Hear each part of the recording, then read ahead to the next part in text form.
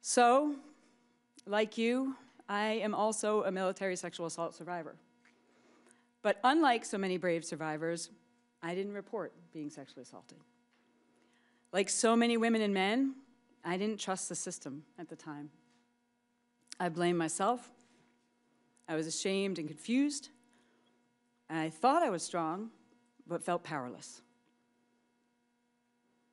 The perpetrators abused their position of power in profound ways. And in one case, I was preyed upon and then raped by a superior officer. I stayed silent for many years, but later in my career, as the military grappled with scandals and their wholly inadequate responses, I felt the need to let some people know I too was a survivor. I was horrified at how my attempt to share generally my experiences were handled. I almost separated from the Air Force at 18 years over my despair.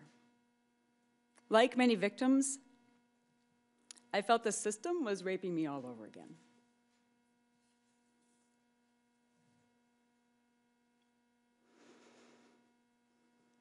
But I didn't quit.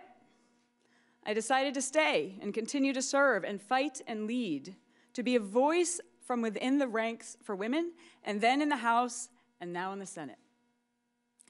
So this is personal for me too, but it's personal from two perspectives: as a commander who led my airmen into combat, and as a survivor of rape and betrayal.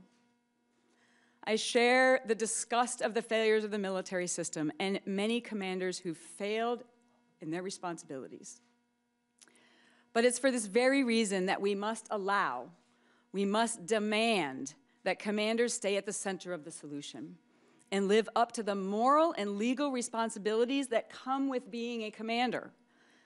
We must fix those distortions in the culture of our military that permit sexual harm towards women, and yes, some men as well.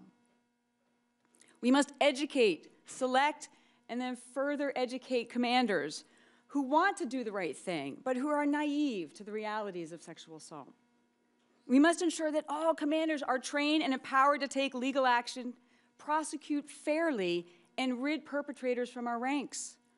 And if the commander is the problem or fails in his or her duties, they must be removed and held harshly accountable. I don't take this position lightly. It's been framed often that some people are advocating for the victims, while others are advocating for the command chain or the military establishment. This is clearly a false choice. There are many commanders who would welcome taking this responsibility off their plate. Those are the very commanders we don't want leading our troops. We cannot command change from the outside alone. It must be deployed from within. It must be built and constantly maintained and expertly managed by commanders who are themselves educated, conditioned, and given the tools to ensure what you survived and what I survived happens to no warrior under their command. To that end, I very strongly believe that the commander must not be removed from the decision-making responsibility of preventing, detecting, and prosecuting military sexual assault. We are survivors together. And I'm honored to be here and use my voice and unique experience to work on this mission and stop military sexual assault for good. Thank you, Mr. Chairman.